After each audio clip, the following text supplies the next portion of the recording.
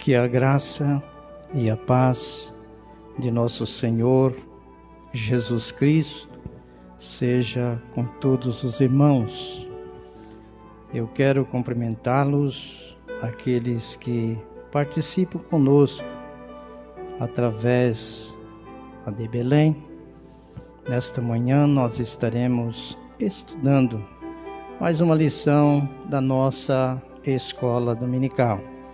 Lição esta, de número 6, 8 de novembro. E o título da nossa lição diz: A teologia dele faz.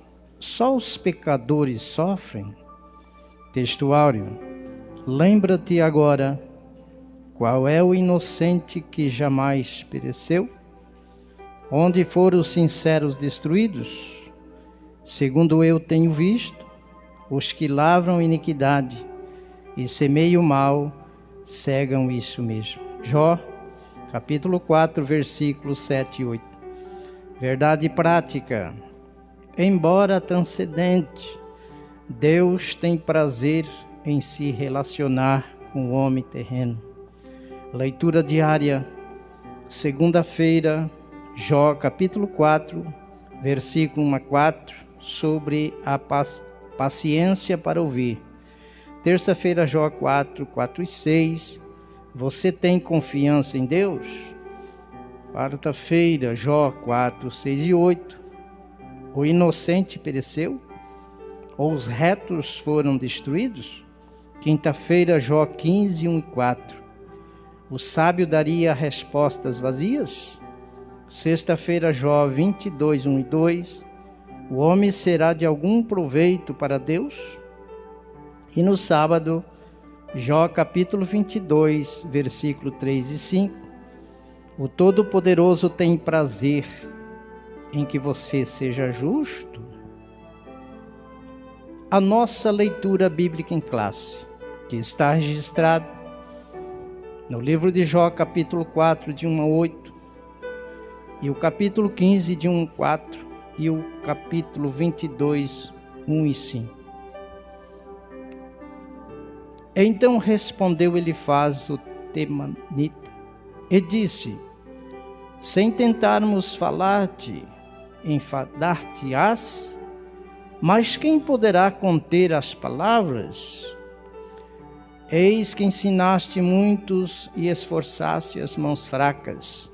As tuas palavras levantaram os que tropeçavam, e os joelhos desfalecentes fortificaste. Mas agora te vem e te enfadas, e tocando-te a ti, te perturbas. Porventura não era o teu temor de Deus e a tua confiança, e a tua esperança a sinceridade dos teus caminhos? Lembra-te agora qual é o inocente que jamais pereceu, e onde foram os sinceros destruídos? Segundo eu tenho visto, os que lavram iniquidade e semeiam mal, cegam isso mesmo. Então respondeu Elifaz o temanita e disse: porventura dará o sábio em resposta a ciência de vento, e encherá o seu ventre de vento oriental, arguindo com palavras de nada serve, e com razões que de nada aproveitam? E tu tens feito vão, temor diminuis, e os jogos diante de Deus. Então respondeu Elifaz o temanita e disse: porventura o homem será de algum proveito a Deus? Antes a si mesmo o prudente será proveitoso. Ou tem o Todo-Poderoso prazer que tu sejas justo? Ou lucro algum em que tu faças perfeitos os teus caminhos? Ou te repreenda pelo temor que tem de ti? Ou entra contigo em juízo? Porventura não é grande a tua malícia, e sem terno as tuas iniquidades? Objetivo geral. destacar o pensamento de Elifaz, que faz uma defesa contundente da religião tradicional, segundo a qual somente os pecadores sofriam. E os objetivos específicos: primeiro ponto, ou primeiro tópico, apontar a defesa de Elifaz acerca da justiça retributiva.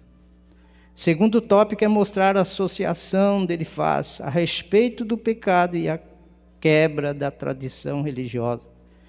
E o terceiro tópico é identificar o abismo que Elifaz diz existir entre o Criador e a criatura. Interagindo com o professor: neste mundo só quem comete pecado sofre. Muitos têm perspectiva teológica parecida com a de Elifaz. Conforme veremos nessa lição, a justiça retributiva, embora seja uma lei que está presente nas Escrituras Sagradas, nem sempre dá conta de toda a realidade. O livro de Jó mostrará exatamente isto. O sofrimento que o patriarca passava nada tinha a ver com a consequência de algum pecado cometido no passado. E é importante aprendermos essa lição, a fim de não proferirmos julgamentos precipitados em relação ao sofrimento de um irmão ou de uma irmã em Cristo. O primeiro tópico: os pecadores no contexto da justiça retributiva. Subtópico primeiro: a lei da semeadura e da colheita. Subtópico 2: o homem colhe o que plantou. E o subtópico 3: a queixa de Jó. Tópico de número 2: os pecadores no contexto da tradição religiosa. Subtópico 1: ortodoxia engessada. Ortodoxia engessada. O subtópico de número 1, o número 2, ou melhor, uma ameaça à tradição religiosa. Subtópico 3, um defensor celeste. O tópico de número 3 vai falar os pecadores diante de um Deus infinito. Subtópico 1, Deus não se importa com queimaduras humanas. Ou melhor, quimeras humanas. Aleluia. Subtópico de número 2, Deus caminha com os homens. E aí vem a nossa conclusão. Nós vamos louvar a Deus com o hino de número 75. Enquanto isso, nós podemos já fazer as nossas ofertas, né, da escola dominical. E depois nós estaremos orando e já ouvindo o ensinamento da nossa escola dominical.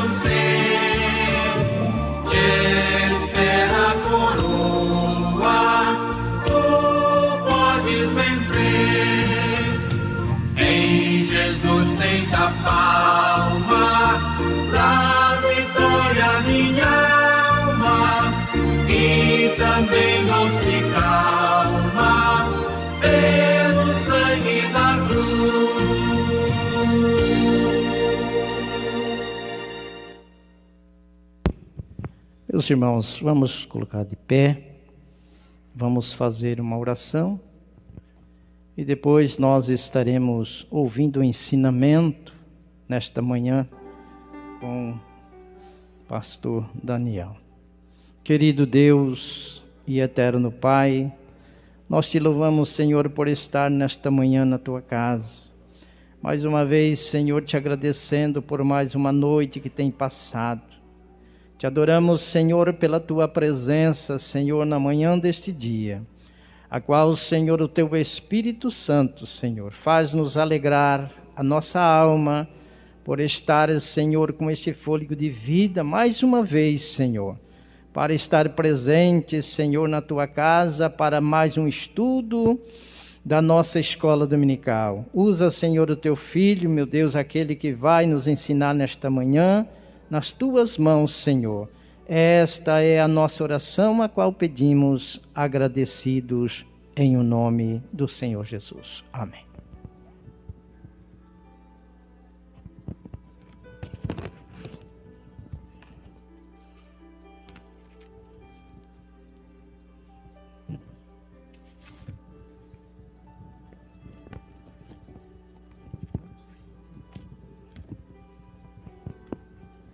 Eu quero cumprimentar a amada igreja com a paz do Senhor.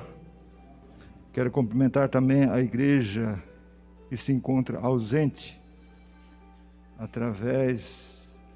conectados aí, participando juntamente conosco, através da internet. Também os amigos, as amigas que porventura estejam aí conectados na AD Belém, que vocês sejam bem-vindos para juntos participarmos desta escola bíblica dominical, a qual fazemos todos os domingos pela manhã. Quero vos saudar também com a gloriosa paz de nosso Senhor e Salvador Jesus Cristo. Quero saudar a minha esposa, irmã Terezinha, que está em casa, mas está ali conectada também, participando dos cultos e também dessa escola dominical. Meus irmãos,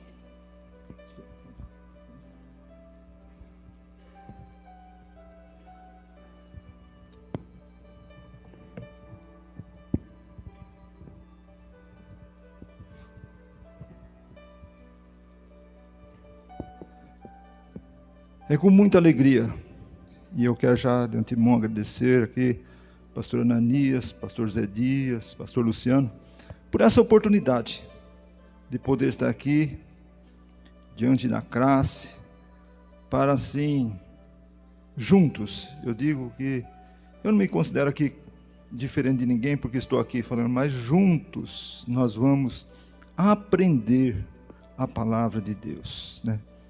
Esta lição de hoje que nos fala aqui sobre a teologia de Elifaz, só os pecadores sofrem. Primeiramente, nós temos que entender o que é teologia, né? Fala-se de uma doutrina, né, que trata das coisas divinas.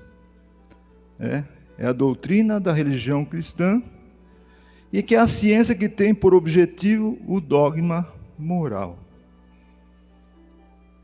Essa é a interpretação do que é teologia. Mas hoje aqui nós vamos falar de uma teologia de um homem, né? Esse homem aqui se chama Elifaz. E quem que era Elifaz? Nós sabemos que depois que se abateu aquela tragédia com Jó, quando ele estava ali naquele drama terrível, quando Satanás termina, né, com todo o intento sobre a vida dele, no final, quando a sua mulher diz: tu ainda retens a sinceridade com esse Deus? Ainda retém a sinceridade com Deus? Amaldiçoa esse teu Deus e morra. Quer dizer, Jó estava, como nós dizemos, no fundo do poço. E 3 amigos, sabendo da situação dele, vêm, né? E quem eram os amigos deles? Elifaz, Bildade e Zofar. Esses 3 amigos vieram e de longe eles avistaram Jó. E olhando para aquela situação, eles até temiam de chegar até ele.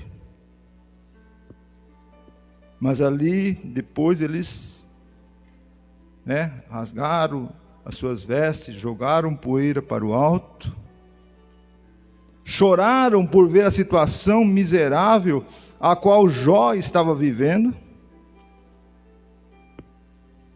e se achegaram até ele. E a palavra de Deus diz que por 7 dias e 7 noites, ninguém falou nada com ele, porque via que era um sofrimento muito profundo. E eles saíram com o objetivo de ir lá se condoer com ele, e consolá-lo. É isso que nós esperamos quando estamos numa situação dessa.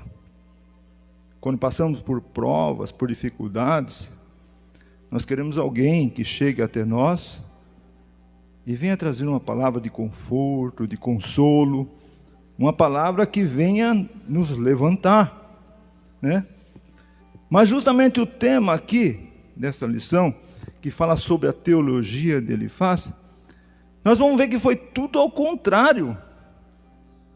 Andou tudo na contramão daquilo que Jó precisava. Andou na contramão de tudo que Jó estava precisando. Aqui na introdução, diz assim, nesta lição estudaremos o discurso de Elifaz. Foi o primeiro amigo de Jó que se manifestou. Mas ele se manifestou, depois dos 7 dias, Jó começa a se lamentar da situação em que ele estava vivendo. Vamos ressaltar bem aqui, que se lamentar das provas que vêm sobre a nossa vida, quem é que não se lamenta? Quem é que não se confidencia com alguém sobre o que está se passando na sua vida? E Jó, então, no capítulo 3, que foi a lição de domingo passado, ele desabafa tudo o que ele estava sentindo. E aí é onde Elifaz, o primeiro entre os 3 amigos de Jó, que tinham ido ali para consolar a ele, entra e diz o texto aqui, Elifaz repreende Jó. É difícil, né, irmão Paulo? Você está passando uma situação difícil, espera que alguém traga uma palavra de consolo, de conforto, e alguém chega com a repreensão severa sobre a sua vida. É muito difícil isso, irmãos. E o pior é que isso acontece em nosso meio. Não só foi nos dias de Elifaz, dias de Jó, não. Essas coisas acontecem em nosso meio hoje. Assim como Elifaz foi duro no seu discurso contra Jó, hoje, nos dias de hoje, às vezes passamos. Não é assim, irmã Creuza? Aleluia, canta lamas. É assim que acontece. Mas aqui na introdução, nós vamos correr porque o tempo é muito curto para discorrer toda essa trajetória do que descreve esta lição. E diz aqui, nesta lição estudaremos o discurso de Elifaz. Ele é o primeiro amigo de Jó a expor sua concepção teológica.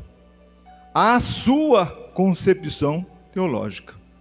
Quer dizer, um pensamento dele acerca da situação degradante em que se encontrava o homem de Uz, né, que era Jó. Nesse sentido, veremos que para Elifaz a justiça retributiva é certa, ou seja, só os pecadores sofrem e os justos não passam por revés. Foi a primeira pedrada que ele já ataca em Jó. A primeira pedrada que ele ataca em Jó. A justiça retributiva. Isso aí nós vamos discorrer no primeiro tópico. E depois ele diz, para ele Jó contrariou esse ensinamento, atacou a forma religiosa de pensar e, portanto, feriu a ortodoxia que deveria ser guardada. Ortodoxia, quer dizer, é uma doutrina religiosa considerada como verdadeira, ou correta, né? Doutrina, que o pastor está dizendo, o termo mais preciso é doutrina correta. E ele aqui ataca Jó, dizendo que ele tinha ferido os princípios da religião. E por terceiro, isso aqui nós vamos estudar no segundo tópico. E por terceiro, finalmente veremos também as respostas de Jó a cada acusação de Elifaz. É difícil você estar numa situação degradante e, além de tudo, ainda você ter que se defender. Hoje nós conhecemos a história de Jó, porque ela está escrita, estampada para nós. Mas no momento em que se aconteceu isso aqui, Elifaz também não sabia. Não vamos também tacar pedra nele faz, não, porque ele também não sabia o processo que tinha acontecido para que Jó chegasse naquela situação. Ele não sabia daquele diálogo que Deus tinha tido com Satanás, em que Deus foi permitindo que Satanás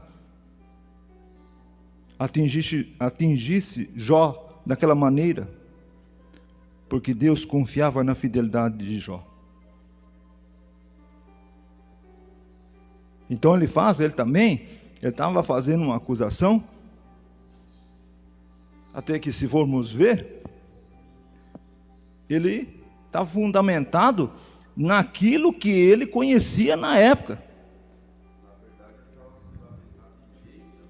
É meias verdades, porque nós vamos ver aqui para frente, que a teologia dele, em partes é verdadeira, e em partes era uma concepção dele, que ele criara, né?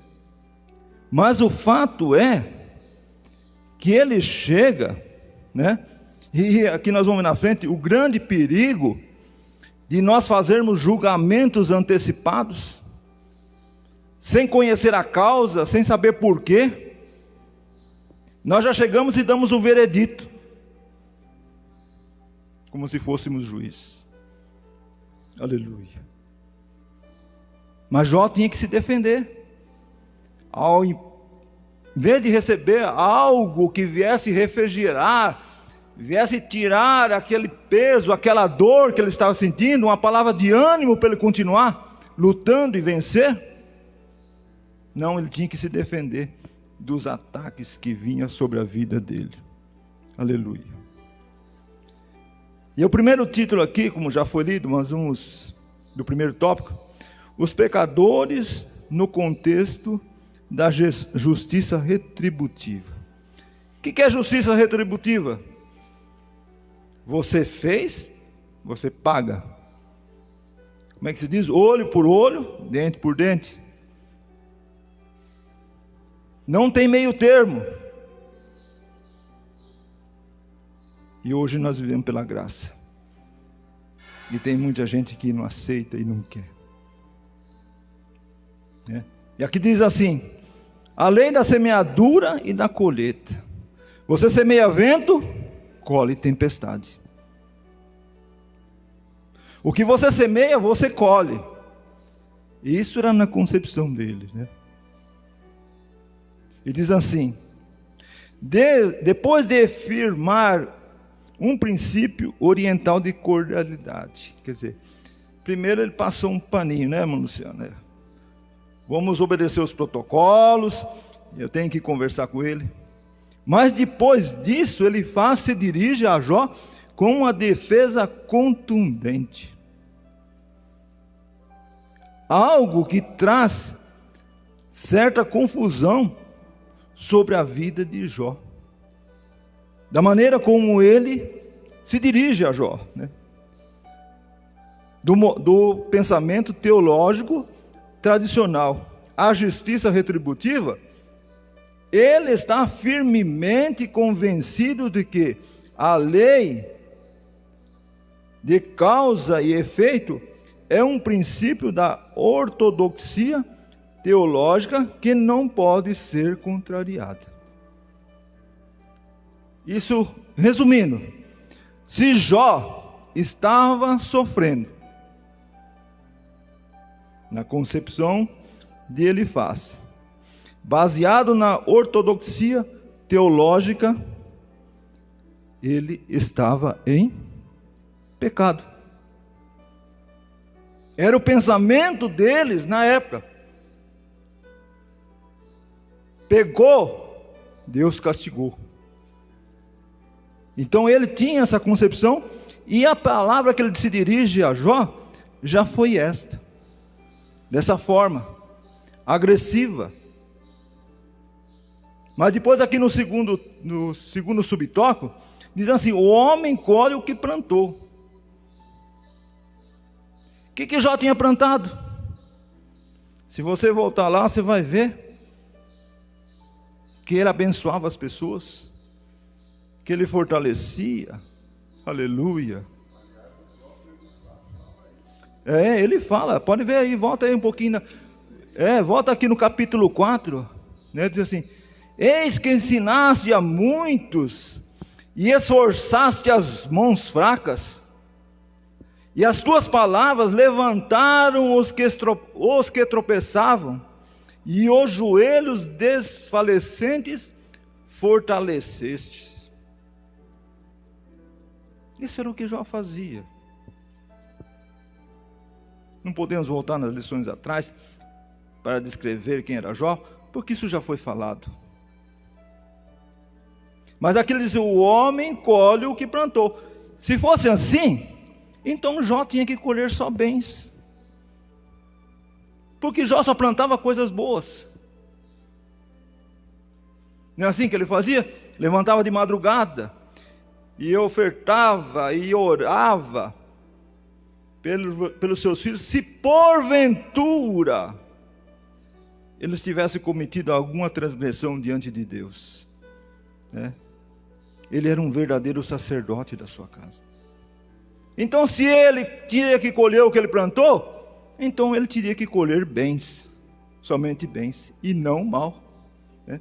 Mas aqui diz assim: essa primeira parte do seu discurso compreende os capítulos 4 e 5, não vamos ter tempo de ler, né? Mas em que defende que o homem colhe o que plantou. E ele olhando para esse lado, ele falou: Jó não é essa pessoa que aparenta. Jó tem pecado oculto, e ele está pagando por o que ele fez, né? Segundo eu tenho visto, os que lavram iniquidade e semeiam o mal, cegam isso mesmo. O que é cegar? É colher.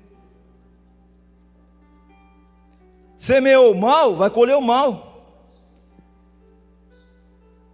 Isso era a concepção dele.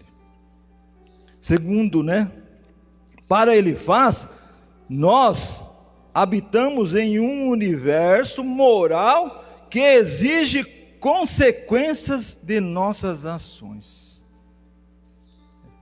Um universo, né, moral que exige consequências de nossas ações. Eu tenho que ver como é que eu faço porque senão eu vou receber, como disse, o troco. Pastor Daniel. Pode falar, pastor. Isso aqui é muito interessante, porque como nós falamos, Sim, pastor. Ele, até certo ponto, ele estava certo. Com certeza. No que ele estava falando. Ele não estava em nada errado.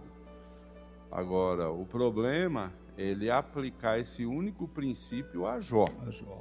Mas eu me lembro, há muitos anos atrás, um dia nós estávamos ouvindo o pastor Elienay Cabral, e seu pai, Osmar Cabral, que eu conheci e vi-lo pregar, foi um dos pioneiros da Assembleia de Deus. O fim da vida do pastor Osmar Cabral foi com um câncer no reto. E ele morreu assim numa situação muito difícil.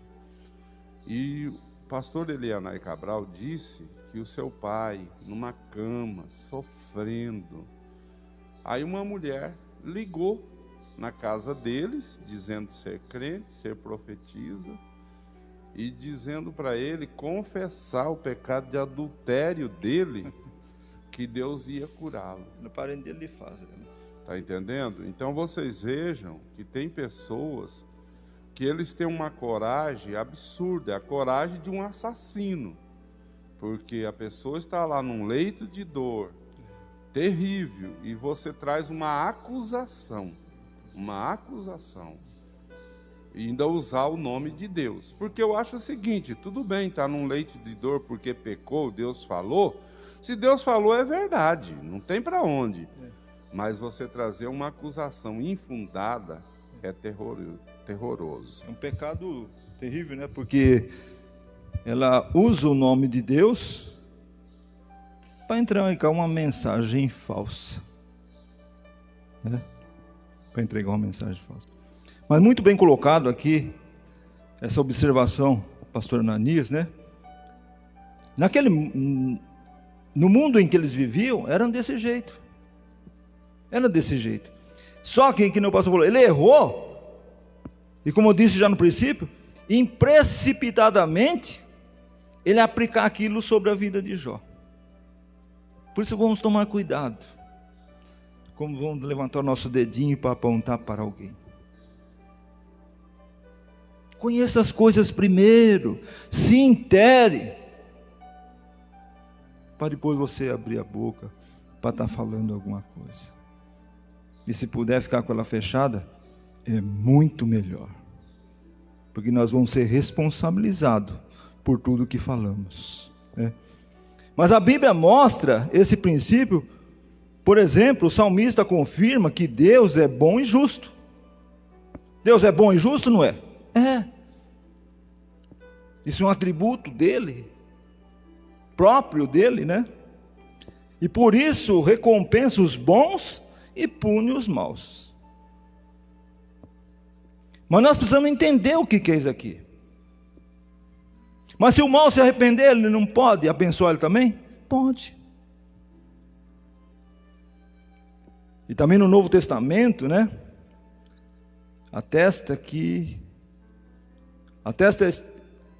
esse princípio, porque os olhos do Senhor estão sobre os justos, mas o rosto do Senhor é contra os que fazem males. A Bíblia diz que os olhos do Senhor procuram os fiéis sobre a face da terra. E se ele procura os fiéis, ele está vendo quem é bom e quem é ruim, quem não faz a sua vontade. Então, de fato, e como o pastor bem colocou, ele tinha certas razões sobre o que ele falava. O único pecado dele foi ele atingir a pessoa de Jó com a sua teologia, com o seu discurso. Isso foi o que pecou nesse sentido, né? Mas assim, segundo, né? Aliás, ele defende que o pecado sempre produz consequências, mas que somente os pecadores pagam por isso. Quer dizer assim, foi uma acusação ali, meio disfarçada, para Jó. Mas se só os pecadores é que pagam, então, se Jó estava naquela situação, é porque ele estava em pecado. Aleluia. E assim, segundo Elifaz, se Jó estava sofrendo, era porque havia pecado. Cabia a Jó, então, assumir a responsabilidade moral do seu pecado. Jó, você fugiu dos princípios ortodoxos. Você tem que confessar. Não havia outra opção. Ele diz assim, Jó estava sofrendo e era porque havia pecado. Cabia a Jó, então, assumir a responsabilidade moral de seu pecado. Não havia outra opção. Mas como que ele ia confessar algo que ele não fez?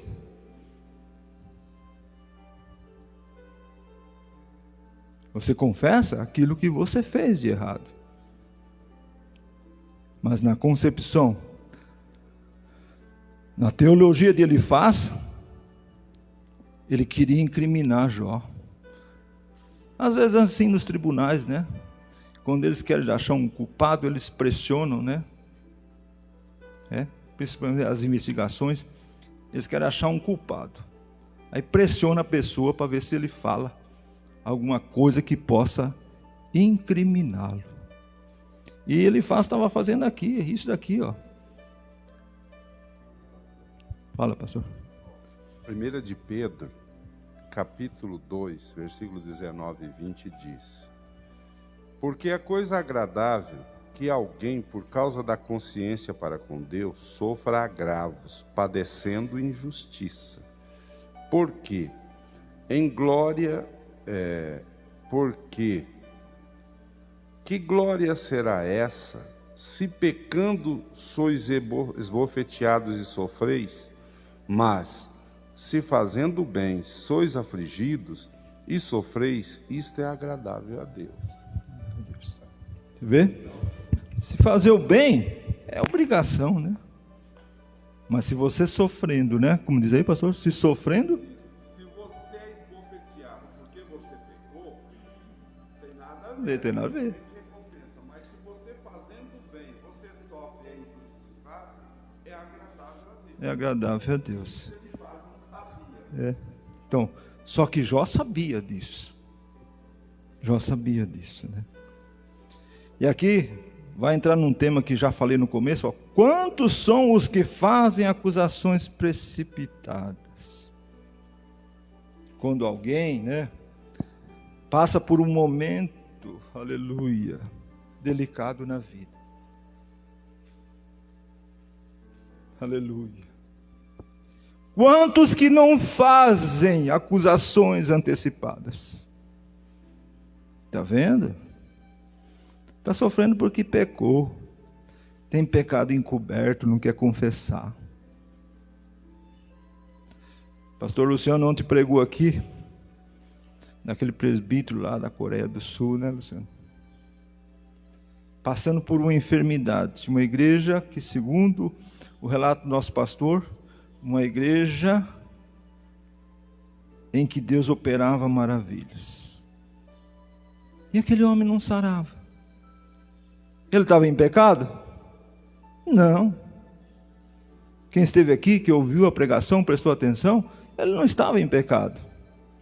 Mas ele estava sendo um instrumento na mão de Deus para que almas fossem salvas. Não foi assim na morte de Lázaro? Quando se prega a morte de Lázaro, se enfoca bem, né, sobre a ressurreição, né, quando Lázaro sai do túmulo, e pregadores eloquentes, e olha, e Jesus disse, sai para fora. Mas o objetivo daquela morte tinha um fundamento muito mais elevado. Aleluia. Quem tinha vindo consolar Marta e Maria? Judeus que eram amigos de Lázaro, da família dele. Eram amigos dele. E judeus não criam em Jesus. Então Deus precisou, até porque lá atrás, quando Jesus recebe o recado, ele fala, ainda bem, vamos falar numa linguagem bem prática, ainda bem que eu não estava lá. Porque se Jesus estivesse lá quando Lázaro enfermou e ele não curasse Lázaro, ele falou, Jesus, o que está acontecendo? É teu amigo, você não cura ele? Então Jesus preferiu não estar lá. Apesar que Jesus não precisava estar lá para curar Lázaro. Dali mesmo onde ele estava, ele dava ordem e Lázaro era curado. Mas o fundamento é que Deus estava usando todo aquele processo. Porque no final você pode ver. E alguns dos judeus, não diz todos, mas alguns dos judeus que foram a consolar Marta e Maria, creram nele. Então às vezes Deus nos coloca numa situação difícil, é porque tem um objetivo. E nós temos que entender essas coisas. Estamos passando por prova, vamos tentar entender por que é. Se você não está em pecado, por que é que você está passando aquela prova? Canta lamas. Por que é que está passando? Deus trabalha de formas diversas na nossa vida. E essa foi a forma como ele achou em trabalhar sobre a vida de Jó, para provar para Satanás que Jó era fiel a ele. Na lamentação aqui de Jó, quando ele lamenta o seu estado miserável, e nenhuma vez ele blasfemou contra o seu Criador. E nenhuma vez ele blasfemou. Mas aqui continua dizendo, ao julgar precipitadamente, muitos cometem injustiça e esquecem de que Deus é quem pode ver todo lado da questão. A palavra de Deus diz que o Espírito Santo de Deus, ele é apto, para entrar entre as juntas e as medulas, entre a divisão da alma e do espírito, e está apto a discernir os pensamentos e as intenções do coração. Então Deus é que conhece a história completa da sua vida. Eu não conheço, e às vezes eu vejo um lado, chego e acho que é daquele jeito e não é. Então vamos deixar para que Deus julgue, para que Deus faça justiça, até porque a Bíblia diz que aquele que se colocar em lugar de juiz, ele vai se tornar réu de juízo. É uma palavra muito profunda, essa daqui. Mas vamos tomar cuidado, vamos estudar esta lição e absorver o máximo possível para a nossa caminhada espiritual, nossa caminhada com Deus. Aleluia, glória a Deus. Mas aí vem a queixa de Jó. E como eu disse, em vez de ele receber uma palavra de consolo, de conforto, ele tem que estar se defendendo. Ali naquela situação miserável, e ele tem que ter forças para se defender. E ele começa dizendo assim, em sua defesa, Jó se contrapõe à teologia de Elifaz. Isso está errado. Não é assim que funcionam as coisas. Porque eu não fiz nada, e eu estou sofrendo, mas eu não fiz nada. E Jó também não sabia por que é que ele estava sofrendo. Jó não sabia. Porque aquela conversa foi entre Satanás e Deus. Jó não sabia de todo aquele processo que aconteceu sobre a vida dele. Foi o que o Luciano falou ontem, né? Irmã Creuza? Você vai para a igreja, mas você vai passar isso, você vai passar aquilo, irmão. Daiane, você vai... Será que a gente iria encarar?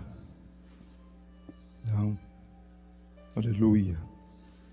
Mas Jó sabia das coisas, que ele era um homem sincero, reto, temente a Deus e desviava-se do mal, porque não foi ele que falou e não foi nenhuma outra pessoa, mas foi o próprio Deus que deu testemunho dele, da sua vida. Então ele confiava na sua fidelidade.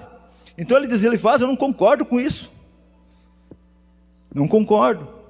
E essa teologia era baseada de como se imaginava, né? O universo governado por uma lei moral. Se imaginava. Quando se imagina, não se tem nada concreto. Ora, parece que eu vi, mas não viu. Né? Há uma recompensa para os bons e punição para os maus. Elifaz não estava de todo errado. É assim mesmo, né? A Bíblia não fala que vereis a diferença entre o que serve a Deus e o que não serve? Então, está enquadrado nisso aqui. Há uma recompensa para os bons. Qual a recompensa? Vida eterna com Cristo. Qual que é a punição para os maus? Vida eterna sem Cristo. Lá com Cristo, paz, gozo, alegria. Longe de Cristo, dores, tormento, sofrimento. Então ele estava certo na sua maneira de pensar. Volto aqui a dizer, o pastor ressaltou, só estava errado na maneira como ele aplicou aquilo lá. Né? Aqui diz, Elifaz não estava de todo modo, de todo errado, mas equivocou-se quando pensava que esse pressuposto, quer dizer, era o único existente. É assim e não tem outro jeito. Errou, vai pagar pelo seu erro. Se está sofrendo, é porque pecou. Tratava de parte da verdade, mas não de toda a verdade. Ele não conhecia a vida de Jó. Ele não conhecia porque é que Jó estava sofrendo. A sua teologia não se aplicava no caso de Jó. Julgamento precipitado. Não conhecia em todo aquilo que Jó estava passando. Ele se baseou no que ele conhecia. No que ele conhecia. E aí o patriarca não aceita a tese de Elifaz e por isso sente-se alienado. Você para bem, você está aí sofrendo e alguém chega e faz uma acusação dessa, né? E ele diz que ele estava alienado de Deus, de si mesmo e dos seus amigos, quer dizer, se separou de tudo. Se separou de tudo. Isso leva Jó a se queixar de Deus. Veja bem, vamos sempre pontuar isso daqui. Se queixar de Deus é diferente de blasfemar. Eu até creio, pastor, que esse processo todo aqui, parece que Satanás estava usando Elifaz, né, ver se Jó ainda blasfemava. Porque aqueles acontecimentos foram consecutivos. Foi uma notícia atrás da outra, quer dizer, foi um terremoto em cima de Jó. E ele diz aí, contudo, Jó, ainda quando a mulher manda ele amaldiçoar a Deus e morrer, ele não blasfemou contra Deus, mas falou, como uma loucas fala você.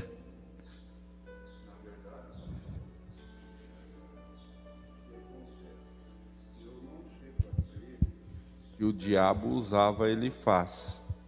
Eu não chego a crer, porque se a gente for ver, pelo que a gente percebe, mesmo sendo precipitado, ele temia a Deus. Mas o que o diabo usava eram as circunstâncias dos desvários de Elifaz, né? É por isso que a Bíblia diz, não deis lugar ao diabo. Às vezes, nós estamos fazendo coisas até bem intencionadas, porém erradas. E o diabo vai trabalhar ali, não te usando, mas usando as circunstâncias. Foi uma força de expressão dizer assim, mas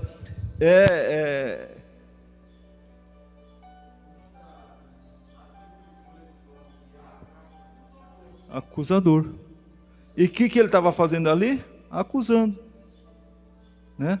Porque passou toda a tormenta, Jó não blasfemou contra Deus, mas não dão a entender, será que, porque a Bíblia diz que ele anda ao derredor, será que ele não continuou vendo? Vamos ver o processo aí, ele está no sofrimento agora, eu joguei ele no sofrimento, vamos ver quanto tempo Deus vai segurar ele no sofrimento, e vamos ver se nesse período, ele não peca. Às vezes nós estamos no sofrimento, mas não podemos blasfemar contra Deus.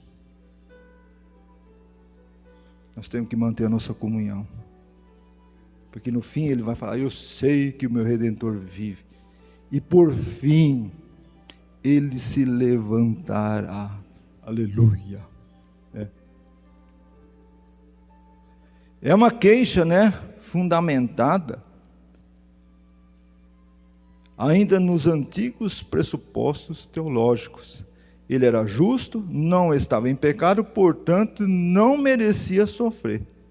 Isso é quando ele está se queixando a Deus. Deus, eu não pequei, o Senhor sabe da minha fidelidade, né?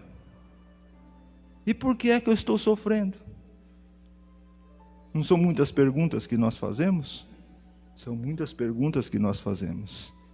A nossa caminhada com Jesus, né?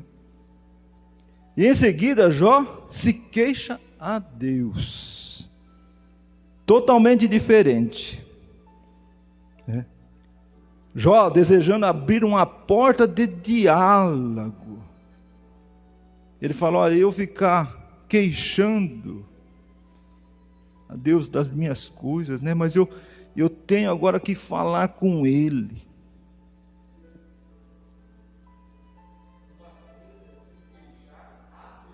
É. De Deus. Então.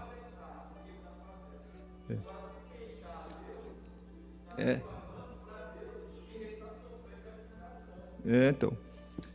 E ele agora começa a se queixar a Deus, desejando abrir uma porta. Ele falou, eu tenho que falar com o meu Deus, porque o meu socorro vai vir dele. Eu não tenho para onde correr, estão me acusando, mas eu tenho que falar com ele. A Bíblia não diz, se você está com um problema, entra no teu quarto, aleluia, fecha a porta, e secretamente fala com ele. E ele vai ouvir a tua súplica, ele vai ouvir as nossas súplicas, e ele vai responder. Mas no tempo dele. Aleluia, né? E ele se queixa a Deus, desejando abrir uma porta de diálogo com o Altíssimo. Ele não quer explicações baseadas em teorias teológicas antigas, mas uma conversa sincera através de um relacionamento direto com o Criador. Ele quer uma explicação, não em teologias de A ou de B ou de coisas antigas, mas ele quer ouvir a voz de Deus falar com ele, né? Aí ele fala com Deus e Deus fala com Jó. Coisa boa, irmãos, é quando nós dobramos os nossos joelhos e o céu não fica de bronze, não é assim? Tem vezes que dobramos os nossos joelhos e parece que está uma negridão. Era a situação de Jó. Mas bom é quando nós dobramos o nosso joelho e começamos a falar com Ele, e nós podemos ver o céu se abrir e saber que Ele está nos ouvindo e que Ele vai entrar com providência sobre as nossas causas, né? Então, no momento da dor, a melhor coisa é fazer, é se dirigir pessoalmente a Deus. A Bíblia não diz que na morte de Cristo o véu do templo se rasgou de alto a baixo, e Ele nos abriu uma oportunidade para cada um de nós se colocar na presença dEle e fazer as nossas súplicas. Já não dependia mais de um sacrifício, de alguém oferecer o sacrifício. Então o melhor caminho, na hora da angústia, é fazer o que Jó fez. Deixar de se queixar de Deus e se queixar a Deus. Contar o teu sofrimento, contar o que você está passando. Aleluia. E Ele vai estar de braços abertos para te acolher. Vamos correr um pouquinho aqui. Segunda parte. Os pecadores no contexto da tradição religiosa. Ortodoxia engessada. A gente engessa uma coisa quando ela está quebrada. Né? Não é assim, meu cara? Quebrou o braço, o que tem que fazer? Tem que engessar. Né? Em seu segundo discurso, né? Jó 15, 1 a 35, ele argumenta que as palavras de Jó são uma ameaça ao dogma religioso aceito. Quer dizer, a atitude dele, na concepção ele faz de não confessar o seu pecado, era uma ameaça ao dogma religioso daquela época. E tu tens feito vão o temor e diminuis os rogos diante de Deus. Está lá aqui na leitura em classe, capítulo 15, verso 4. Assim, se Jó estivesse certo, a religião tradicional que sempre ensinou a prosperidade dos bons e os sofrimentos dos maus, estaria errada.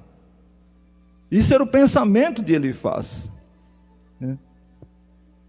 Nesse aspecto, Jó era uma ameaça, quer dizer, ele estaria comprometendo todo o sistema.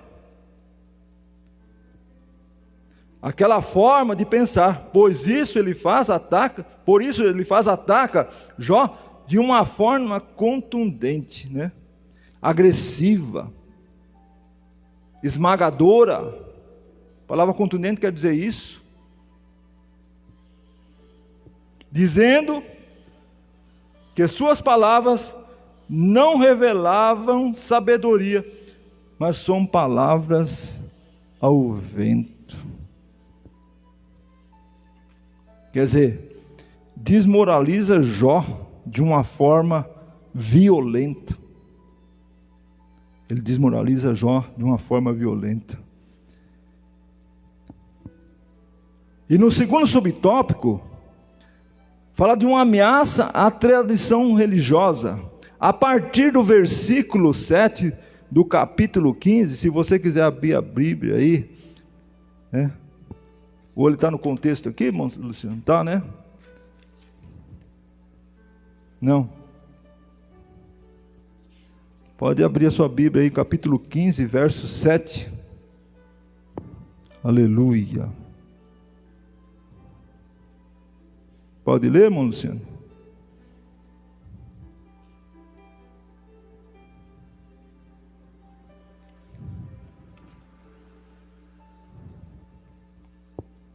É isso mesmo, Luciano?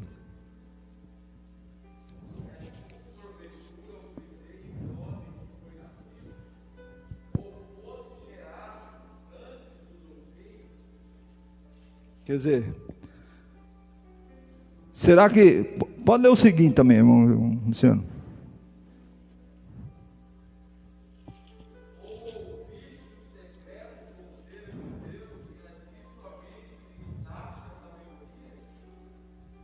Outro.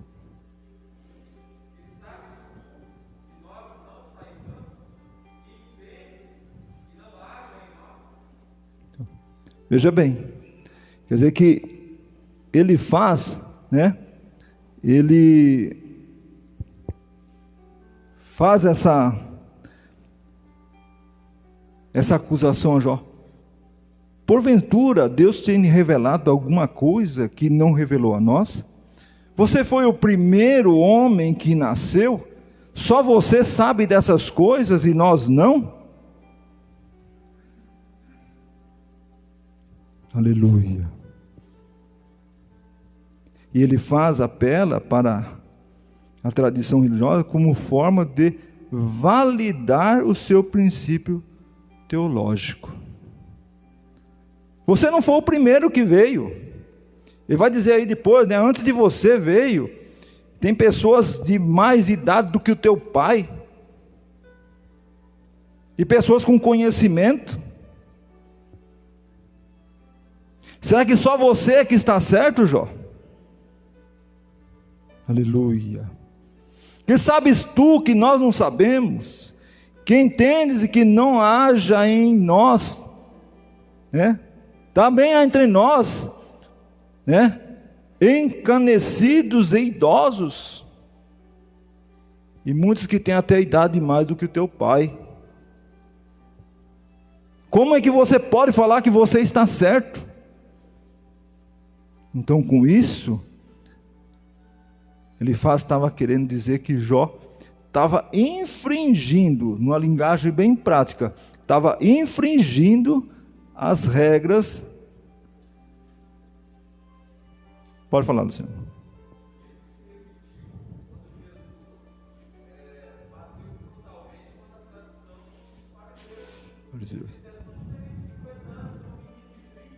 Então.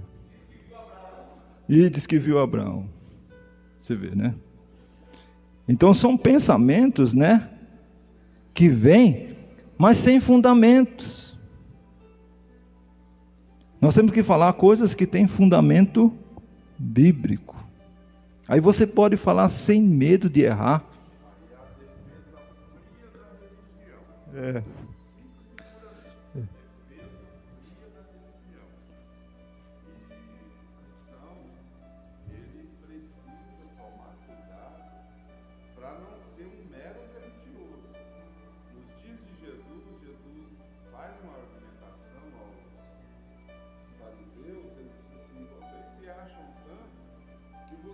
Anularam a palavra de Deus pela vossa tradição, quer dizer, a religião deles estava acima da própria palavra de Deus.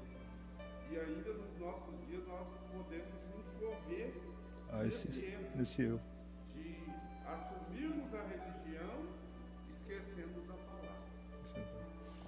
Quer dizer, servir a Deus não é ter uma religião, mas é ter Jesus no coração.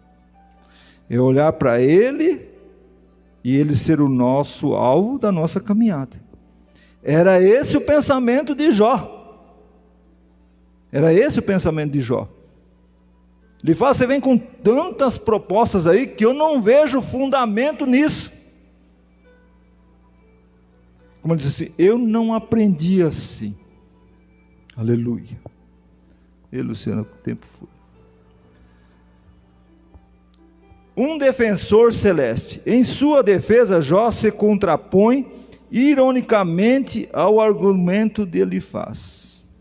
Aqui, não podemos esquecer de que a resposta de Jó deve ser, sem dúvida, na forma poética. A forma poética, irmãos, quando um escritor escreve uma poesia, é difícil para a gente entender, né? Aquilo que está sendo falado realmente, porque ele usa termos assim, que não condiz com aquilo que realmente ele está falando. Então, ele usa aqui em termos poéticos, né? Aqui. Metáforas, né? Conforme o fazemos em salmos, né? Você lê um salmo, né? Fala de umas coisas, né, que você fica, mas como que é isto? Né? Como que pode ser essas coisas, né? em orações e súplicas recitadas assim. Isso evita um literalismo rígido que empobrece o sentido do texto. Quando este é poético e, consequentemente, transforma Jó em um sacrilégio. É sacrílego. Como? Sacrílego. Sacrílego. É sacrilégio. Não é assim? Transformava Jó, né, dessa forma. Mas nesse texto, Jó reclama, mas não blasfema contra Deus. Ele tem consciência de que a teologia de seu amigo firma-se na terra. Tem muitas teologias aí, né, irmão Luciano, hoje nas igrejas. Como o senhor falou para mim, uma teologia da prosperidade. E impõe uma regra aí que Deus está a nosso serviço. Que se você é um servo de Deus, que você tem que prosperar. Não pode sofrer. Tem gente que fala que não pode ficar doente. Eu me lembro aqui, numa escola dominical, o pastor Moreira ministrando a palavra, e ele ficou doente e disse que chegou uma pessoa para ele, pastor, e falou assim: você está em pecado. Olha, você não é crente, você está doente.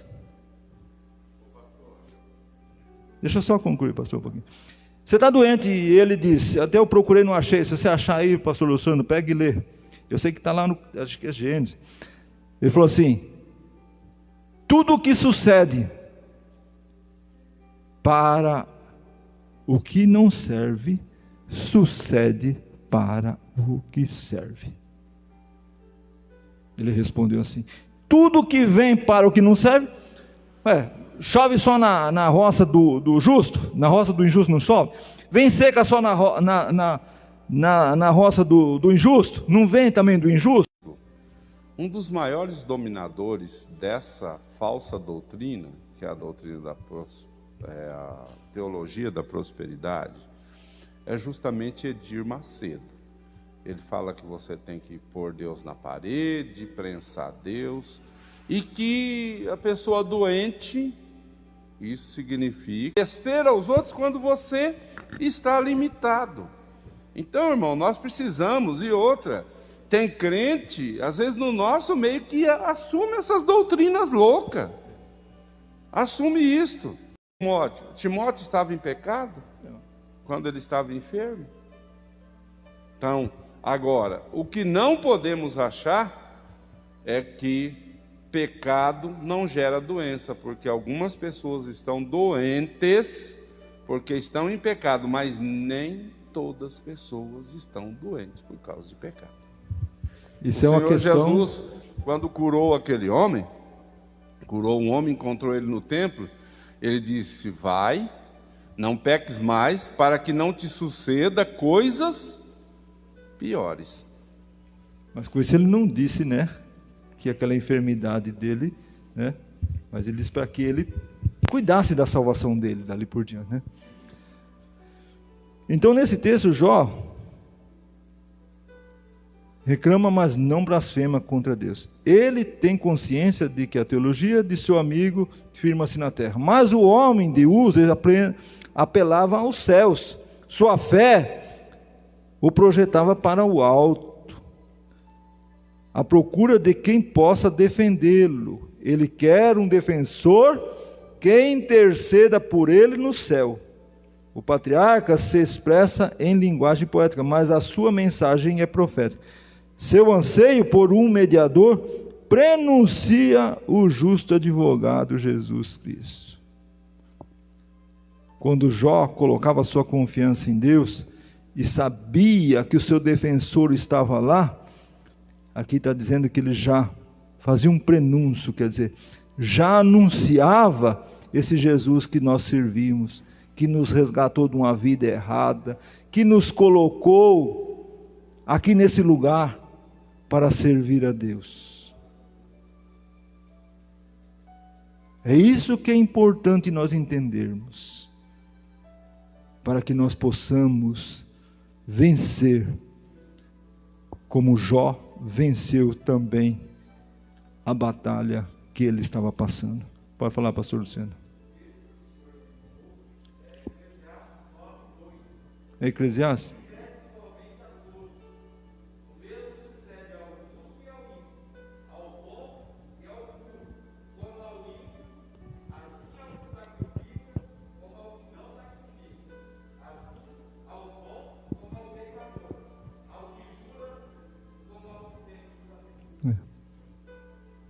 É Eclesiastes, né?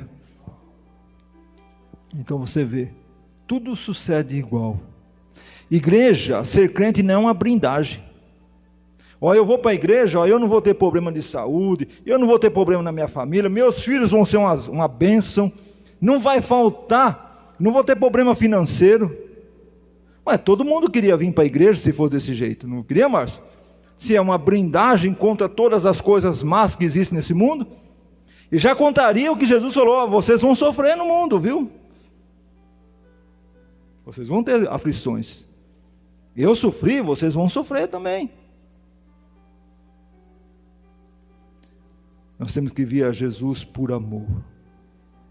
Reconhecimento do amor de Deus, de entregar o seu Filho para resgate da nossa vida.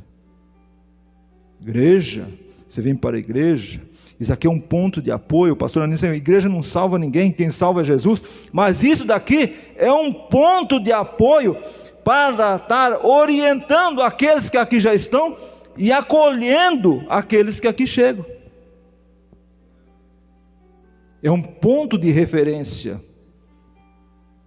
É assim que nós temos que viver, confiando naquele que está lá em cima, assim como Jó fazia. Mas vamos para frente, irmãos, porque... Pode falar.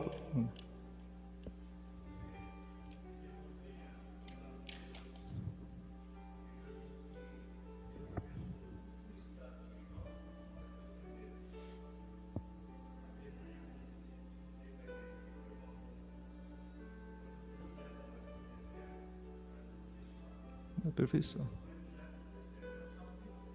Salmo 23.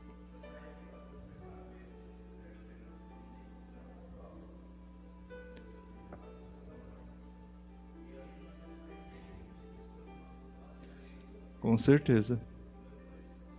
Meu Deus, Mas é dessa forma mesmo, né? Quando nós passamos provações, é para edificação da nossa vida espiritual. Eu já vi um pastor pregando um dia, pastor, ele falou assim: ó, se não tem prova na sua vida, você cuidado. Cuidado. Porque é bíblico. No mundo tereis aflições, né? Mas nós vamos vencer. Sozinhos? Não, porque Ele próprio prometeu estar conosco todos os dias, até a consumação dos séculos. Vamos para frente aqui. Terceiro tópico diz assim: os pecadores diante de um Deus infinito. Deus não se importa com quimeras humanas. O que é quimeras, né? O que eu coloquei aqui são fantasias, ilusão, coisas absurdas. É mais ou menos isso, Luciano? Né? Em seu terceiro discurso, né, ele apela para a transcendência divina. Quer dizer, quem era Deus realmente? Ao atacar Jó, grosso modo, transcendência diz respeito ao conjunto de atributos do Criador, que ressalta a sua superioridade em relação à criatura.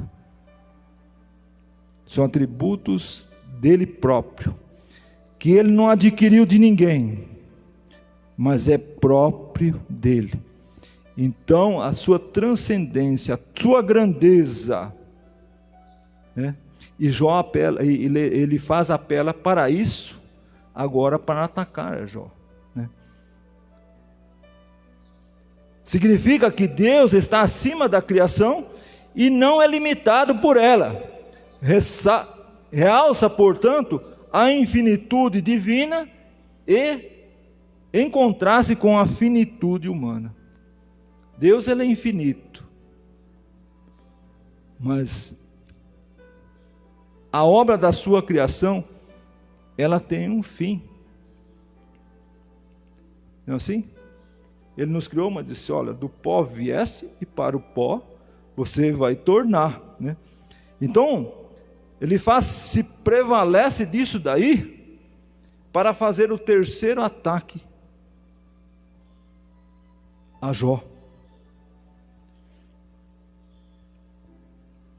Para Elifaz, o sofrimento de Jó era um atestado de que ele havia pecado e que por isso Deus havia abandonado.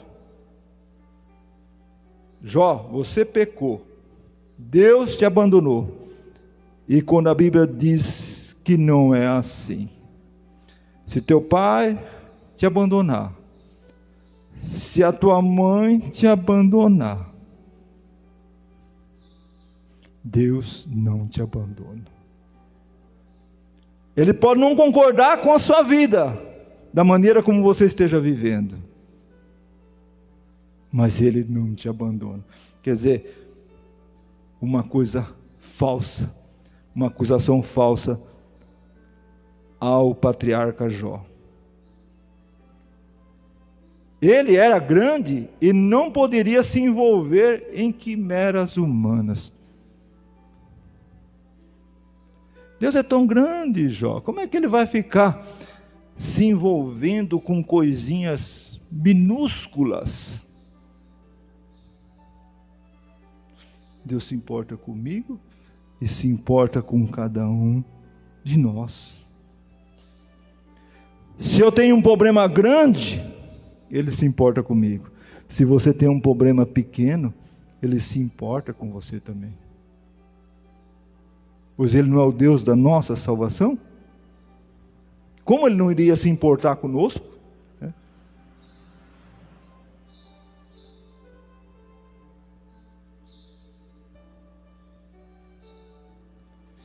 Indiferente às coisas que criou, né? Acontece, aliás, não se importa, porém distante, que não se importa muito com o que acontece aqui na terra. Eu disse agora há pouco que os olhos do Senhor procuram os fiéis aqui na terra. Então Ele se importa com a criação dEle, Ele se importa com este mundo em que nós vivemos, né? Indiferente às coisas que criou. Não adiantava Jó chorar ou reclamar, ele precisava se arrepender. Este era o pensamento, esse era o ataque que ele voltava a fazer a ele. Você pecou, Jó, você tem que se arrepender. Não adianta você querer falar com Deus, porque Ele não vai te ouvir. Aleluia. Segundo subtópico, Deus caminha com os homens. Nessa parte da poesia já expõe seus argumentos. Agora Jó vai começar a se defender de forma mais clara. Jó 2, 23 e 1, 24 e 25, depois você pode anotar e ler em casa. Ele demonstra que nunca negou a transcendência de Deus. Ele conhecia o Deus que ele servia. Ele conhecia a grandeza do Deus que tinha abençoado ele com tantas coisas. Ele conhecia. Como ele faz, quer dar ao entender. Ele reconhece que Deus é excelso e pode fazer o que intentar. O que intenta. Ele é Deus. Ele é dono do mundo. Ele criou tudo. Tudo está sob o seu controle. Tudo está sob o seu domínio. E temos que aceitar tudo, porque Ele nunca erra. Às vezes nós podemos achar que erramos, que Ele erra, mas Ele nunca erra. Aleluia. Mas se Ele está contra alguém, quem então o desviará? O que a sua alma quiser, isso fará. Todavia, esse é apenas um lado da história. É o que ele faz, né? Achava que Deus estaria castigando Jó por causa dos seus erros. Jó está consciente de que esse Deus, embora grande, também caminha com os homens. Aleluia. Ele diz que esse Deus é tão grande que ele não se importaria em olhar para as necessidades nem de Jó, nem de ninguém. Mas ele é um Deus tão grande, mas ele cabe dentro do meu e do teu coração. Quando a palavra de Deus diz: eis que estou à porta e bato. Se você abrir a porta do teu coração, eu entrarei, cearei com ele e ele comigo. Ele é grande, ele é excelso, ele é soberano. Mas aonde ele acha um coração contrito, aleluia, ali ele vem e diz: e vamos fazer morada. Ele só não vem dar uma passeada, não. Ele vem e faz morada na minha e na sua vida, aleluia. Glória a Deus. A ideia no texto hebraico é que Jó passa a ficar cada vez mais seguro e consciente. Quando nós vamos aceitando as coisas, irmãos, e vamos colocando a nossa confiança em Deus, parece que nós começamos a andar em chão firme. Quando nós não colocamos a nossa confiança em Deus, parece que não tem chão para a gente pisar. Mas quando colocamos a nossa confiança, nós vamos sentindo o agir de Deus na nossa vida e a esperança da solução do problema. Não apenas de seu caminhar com Deus. Eu estou caminhando com Deus, é muito bom. Mas o bom mesmo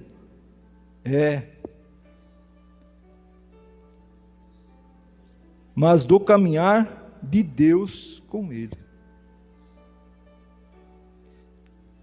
Nós segurarmos na mão de Deus é uma coisa, agora quando Deus nos segura pela mão, aí é outra coisa, totalmente diferente.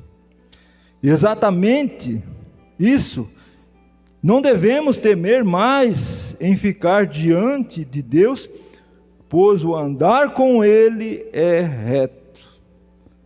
Se você está andando com Deus e Deus está andando com você, você pode saber que você está indo para um caminho certo. Esse era o pensamento de Jó. Vêm as acusações, passo as provas, mas eu vou continuar caminhando com Deus, porque sei que Deus está caminhando comigo também.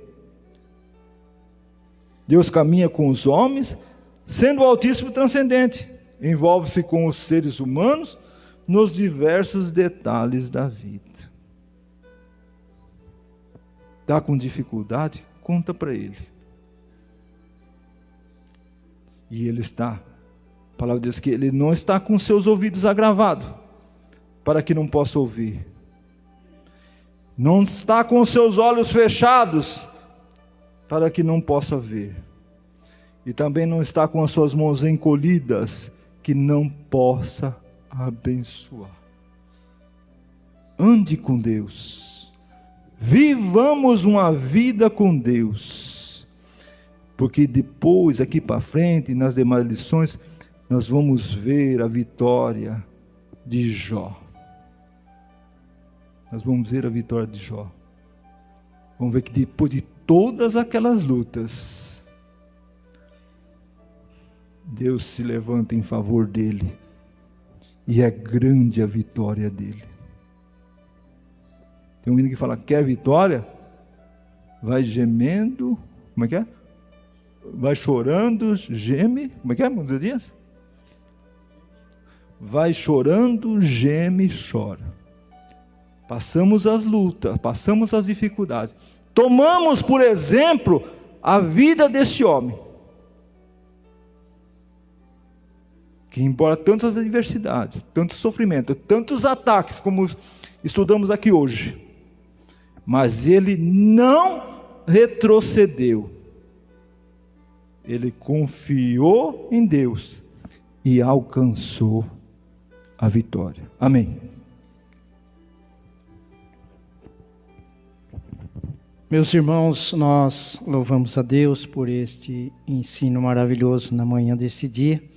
E agora, nosso pastor estará com as considerações finais. Estamos agradecidos a Deus por mais esta oportunidade que o Senhor nos dá de estarmos aqui na casa do Senhor ouvindo a sua santa palavra. Quero aqui bendizer ao Senhor pelo ensino da palavra que nos foi transmitida nesta manhã e agradecemos a Deus por esses momentos.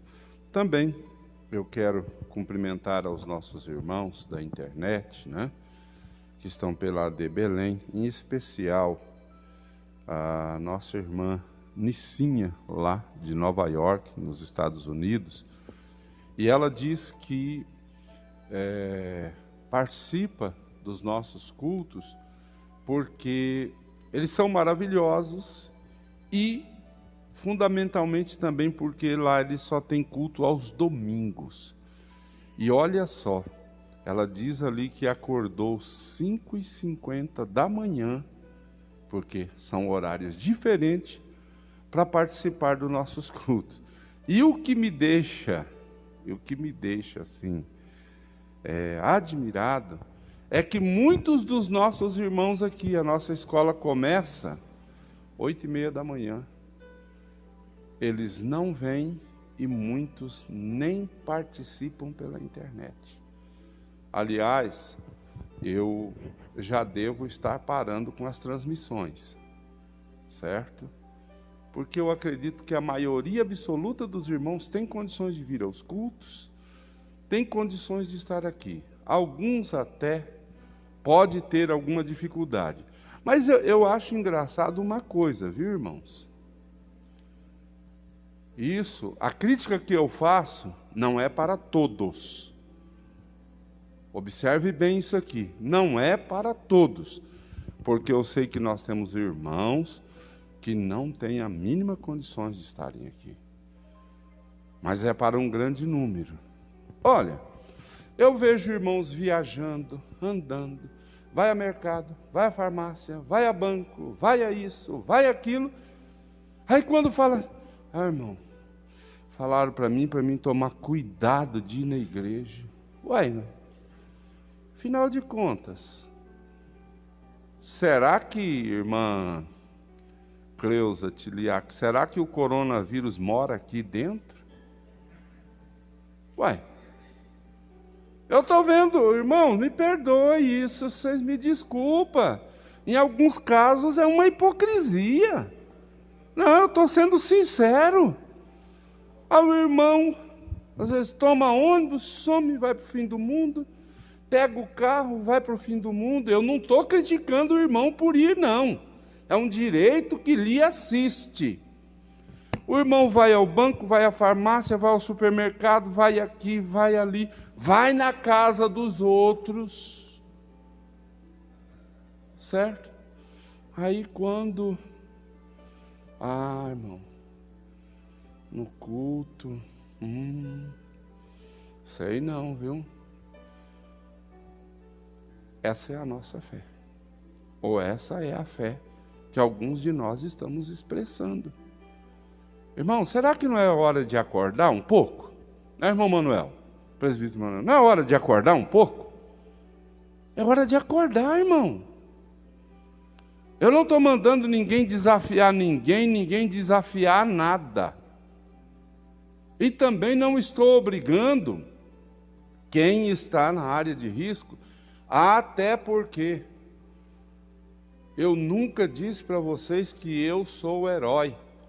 Nunca quis ser herói, nunca fui herói e não sou herói de nada. Mas olha, eu estou com 62 anos. Eu tenho problemas de saúde respiratória, e todos vocês sabem disso. Eu tenho problema de pressão, sou hipertenso. E eu pergunto, quando foi que vocês deixaram de ter minha assistência? Nessa pandemia, quando foi que eu me escondi na minha casa? E até aqui o Senhor me guardou. Aí alguém pergunta, e aqueles casos de irmãos que morreram? Irmão, poderia ter sido eu, ou ainda pode ser eu. Agora, o certo, irmão, é que nós precisamos acordar. Você vê uma irmã, acorda às 5 da manhã para participar, ela estando lá nos Estados Unidos. E os crentes aqui ficam em casa dormindo. E ontem eu falei com os obreiros, mas está aqui a prova. A maioria não estão aqui. Temos vários irmãos obreiros aqui, mas muitos não estão aqui. É o exemplo que muitos desses companheiros estão dando à igreja. É o exemplo, só que é o seguinte, irmãos. Eu sou claro a dizer para os irmãos. A igreja sabe quem é quem. E acabou. Concordam comigo? A igreja sabe quem é quem. A igreja sabe quem está com o cajado na mão. Essa é a verdade. Se você é cooperador, se você é diácono, se você é presbítero, evangelista ou pastor, nunca esqueça. A igreja sabe quem são seus líderes. A igreja sabe quem realmente pode orientar. Quando aquela mulher sunamita chega para Eliseu, e Eliseu diz, vai lá, Geazi, ora, faz isso, e você vai junto com ele. Ela foi? Ela não foi. Ela não foi. Por que não foi? O homem de Deus não estava mandando? Ela sabia quem era Geazi. Ela sabia muito bem quem era Geazi. Então, irmãos, tudo que nós fazemos, ou deixamos de fazer, falamos, ou deixamos de falar, reflete naquilo que somos. E a igreja, ninguém se deixa enganar. A igreja sabe muito bem quem é a sua liderança. Amém? Por isso eu digo que obreiro, quando ele faz, quando ele cumpre o seu ministério, porque Paulo escreve para Timóteo e diz, faz o trabalho de um evangelista, cumpre o teu ministério, é porque, Paulo, se você tem ministério e acredita que você recebeu de Deus, você tem que cumprir. Não é você ficar, ou eu ficar, irmão, isso aqui eu gosto, isso aqui eu não gosto, porque nós estamos assim. Nós estamos assim. Isso aqui, irmão, eu não gosto não, tá? Então, isso aqui eu não faço. Terça-feira, irmão, eu vou porque eu gosto. Quinta-feira, não. Quinta-feira eu não gosto. Irmão, quando é um trabalho assim, tal, eu vou. Mas trabalho, eu não vou. E eu pergunto para vocês, e se eu, como líder de vocês, fosse fazer isso? Vocês aceitariam? Eu digo, quinta-feira eu vou ficar com a minha esposa em casa. Se os outros fazem, por que eu não posso fazer? Porque aqui não tem ninguém menor do que eu, mas maior do que eu também não tem. Aqui dos homens que entram aqui, não. Então, mas e se eu fizesse? A igreja fala, puxa, irmão, o pastor aqui na quinta-feira, não adianta contar com ele não. Porque quinta-feira ele não vem. Irmão, aqui é o seguinte, na escola dominical não conte com o pastor, porque ele não vem. Ele não vem. Eu conheço uma igreja Porque tinha um pastor que ele só ia nos cultos do domingo à noite. E não é igreja de 30 crentes não, viu? E era um pastor presidente de uma grande igreja. Ele só ia no domingo à noite, pastor. Ele só ia no domingo à noite. E não é porque ele estava de idade nem doente, não. Na semana ele se envolvia com 2 negócios dele. Ganhava muito bem da igreja. Muito bem. Aí, de repente, tiraram aquele pastor. Aí puseram outro. A igreja começou a agradecer a Deus. Olha o absurdo. Meu Deus, nós te louvamos, porque o pastor participa de todos os cultos, até de escola dominical. Já pensou? E eu pergunto para os irmãos, quando eu venho na escola dominical, quando eu participo de todos os trabalhos, eu estou fazendo favor para alguém? Eu fui chamado para isso, os senhores que são obreiros são chamados para isso. Se não o fazem, em algum caso, é porque não têm condições, ou porque não querem fazer. Então, irmãos, vamos ter cuidado com as coisas de Deus. Eu venho falando isso. Muitas vezes uma igreja sofre, irmãos, terrivelmente, e não aprende a lição. Sofre e não aprende a lição. Tem que passar por outro processo. Tomem muito cuidado. Tomemos muito cuidado. Que Deus... O pastor Daniel falou uma coisa que eu não vou me permitir aqui reprová-lo, não é isto o meu intento, mas discordar que Deus não nos abandona. Abandona sim. Diz lá em Romanos que Deus abandonou, capítulo 1 e 26. Deus abandonou. Por quê? Os homens só fazendo coisa errada. Quando a gente, irmão, falha, mas procura a misericórdia de Deus, Deus nunca nos abandona. Mas se você persistir em cometer os mesmos erros, as mesmas coisas, Deus pode te abandonar. Deus pode te abandonar. Esse não é a vontade de Deus. Então, vamos fazer aquilo que Deus se apraz, até porque nós fomos salvos para agradar a Deus. Eu não sou obrigado a ficar agradando o pastor Daniel, não. Não sou obrigado a ficar agradando o pastor Zé Dias. E ninguém é obrigado a ficar me agradando. Agora, Deus, nós temos que agradá-lo. Amém? Logo mais às 19 horas, vamos estar aqui, se assim o Senhor nos permitir, para um grande culto, o culto de missões. Vamos em pé, louvar a Deus. Tenho certeza que todos sairão daqui edificados pelo ensino da palavra do Senhor. Alguém precisa de oração? Vamos continuar orando pelo nosso companheiro presbítero Leonardo, irmã. Sim. Vamos orar pela cunhada do pastor Daniel, dona Lourdes, né? Mora lá em Cedral. E orar pelo irmão Leonardo, irmã Tereza, né? Já estão saindo aí da quarentena, já logo estarão livres para estar na casa de Deus. Também pelo nosso irmão Mazali, né? Irmão Mazali, essa semana ele teve uma convulsão violenta, foi uma coisa assim terrível, né? Mas agora, ele até ligou agora de manhã para mim, já está bem melhor. Sim, o sogro da nossa irmã Cleusa e o tio dela. Oremos ao Senhor.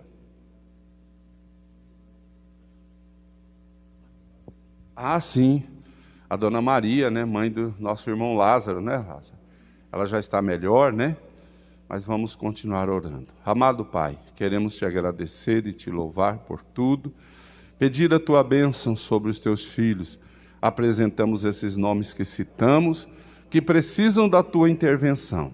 Abençoa a irmã Lucilene, restaura a saúde da tua serva, abençoa a sua família, abençoa teu servo presbítero Leonardo e a família, abençoa a dona Lourdes, meu senhor cunhada do pastor Daniel, abençoa, ó Deus, o irmão Mazali. Te peço também, ó Senhor, em favor, ó Deus, de todos os demais que estão enfermos.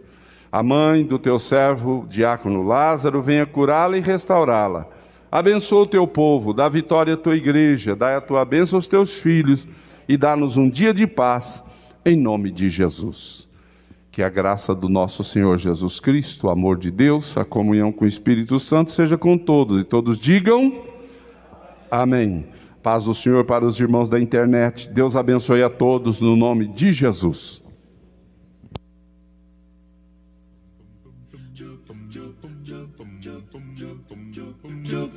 Estudar a Bíblia, estudar a Bíblia, estudar a Bíblia na escola dominical.